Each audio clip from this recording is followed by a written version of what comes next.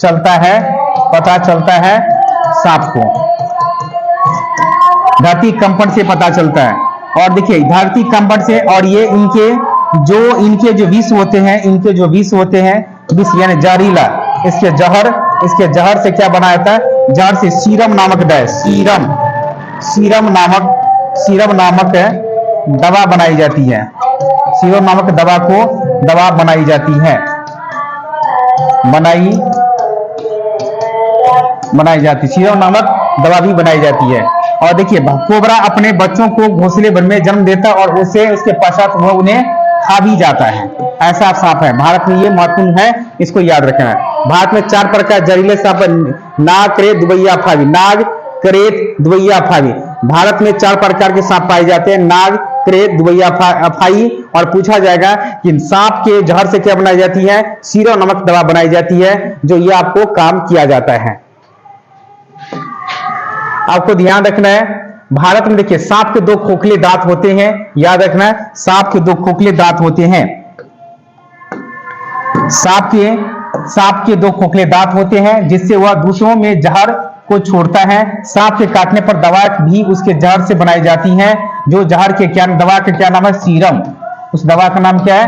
Serum है। सांप की औसत आयु 10 से 12 वर्ष होती है। पृथ्वी पर पाए जाने वाला सबसे लंबा जीव अजगर होता है। सांप के कान नहीं होते हैं, वह कंपन के माध्यम से आवाज को सुन लेता है। अब देखिए डॉल्फिन के बारे में ध्यान दीजिएगा। डॉल्फिन डॉल्फिन के बारे में आप लोग जानते हैं। देखिए डॉल्फिन से संबंधित क्वेश्चन जो आपको पूछता है, तो डॉल्फिन एक भारतीय राष्ट्रीय जलीय जीव भी कहा जाता है। डॉल्फिन को भारतीय राष्ट्रीय जलीय जीव के नाम से भी जानते हैं। डॉल्फिन को भारतीय राष्ट्रीय जलीय जीव भी कहा जाता है। और कहा जाए कि अब देखिए यहाँ पे डॉल्फिन के बारे में हम लोग चर्चा करेंगे। अब देखिए भारत का राष्ट्रीय जलीय जीव डॉल्फिन है। डॉल्फिन एक स्तनधारी जीव होते हैं। डॉल्फिन अगर पूछा जाए तो एक स्तनधारी जीव होते हैं। डॉल्फिन फेफड़ों से सांस लेती है। अगर पूछा जाए डॉल्फिन फेफड़ों के द्वारा सांस लेती है। डॉल्फिन एक बुद्धिमान और विवेकशील प्राणी है। डॉल्फिन भिन्न आवाज निकाल सकती है। भारत में राष्ट्रीय जीव अंधी डॉल्फिन को घोषित किया गया है। यह भारत की गंगा नदी में और इलाहाबाद के पटना के बीच भी यह मिलता है। तो आपने डॉल्फिन की बात समझ गए। देखिए अगला पॉइंट है केचुआ। देखिए आप ध्यान दीजिएगा कि केचुआ के बारे में क्या क्या सटीक पॉइंट पूछा जाता है। ये किसानों का मित्र भी कहा जाता है। केचुआ को किसानों का मित्र भी कहा जाता है। अगर क्वेश्चन आपसे पूछ दिया जाए तो इसे किसानों का मित्र भी कहा जाता है। केचुआ को किसानों का मित्र भी कहा जाता है।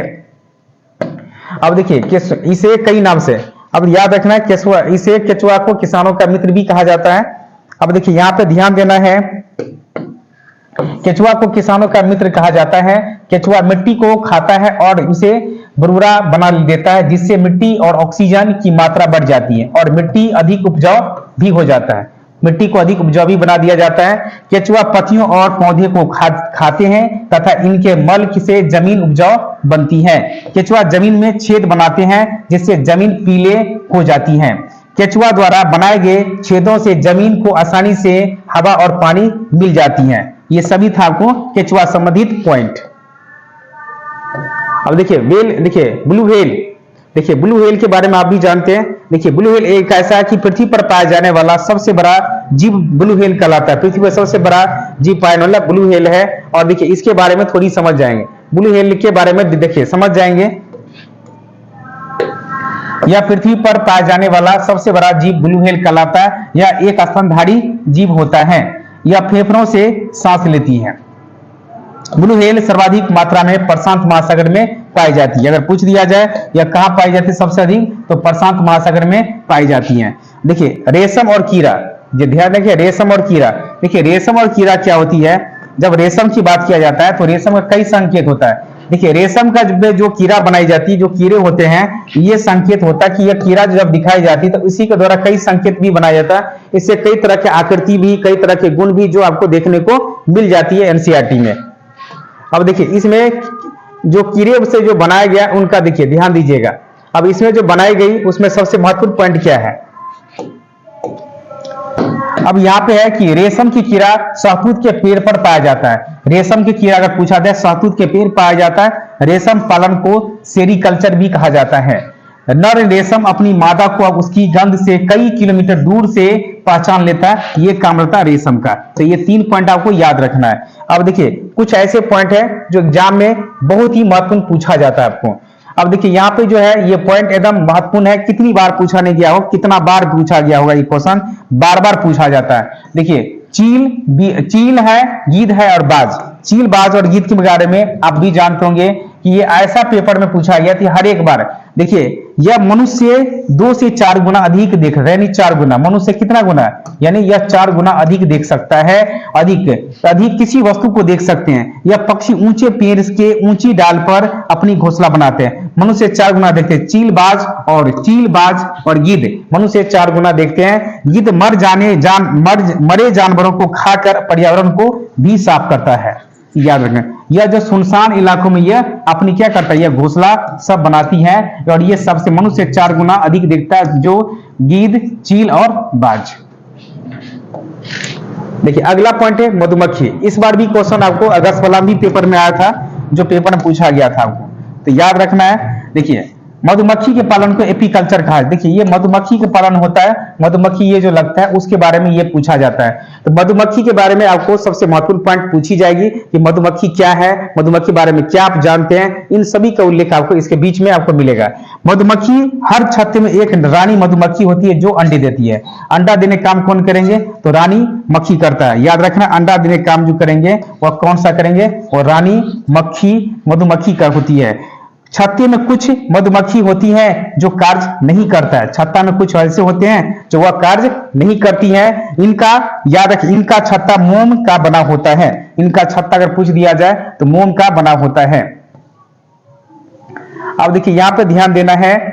देखिए जब लीची का जो फूल होता है, जब लीची का फूल मधुमक्खी को लुभाते, मधुमक्खी पालन को एपीकल्चर कहा जाता है। याद रखना, मधुमक्खी पालन को एपीकल्चर कहते हैं। मधुमक्खी के अंडे देने का समय अक्टूबर से दिसंबर होता है। अक्टूबर से दिसंबर, इस बार भी क्वेश्चन पूछा गया था।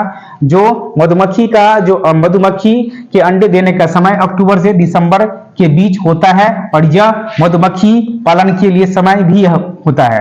मधुमक्खी अपने जिंदगी में कभी सोता नहीं है।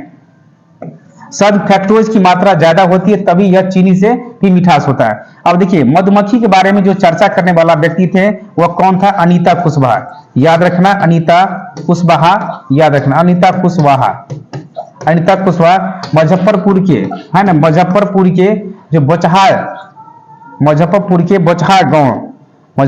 बोचहा जिला के बोचहा गांव का जो बच्चों के जो अनीता कुशवाहा बहुत ही ये प्रसिद्ध था, जो यहाँ पे मधुमक्खी पालन के लिए जाना जाता है। मधुमक्खी के जो मुजफ्फरपुर के बोचहा गांव से यह प्रसिद्ध था। मुजफ्फरपुर जिला के बोचहा गांव से, जो वहां पे यह बच्चों को बहुत ही प्रेमों से पढ़ाते भी रहते थे और यह मधुमक्खी पालन भी करती थी अनीता कुशवाहा। अब देखिए मुख्य बिंदु की बात ध्यान दीजिएगा।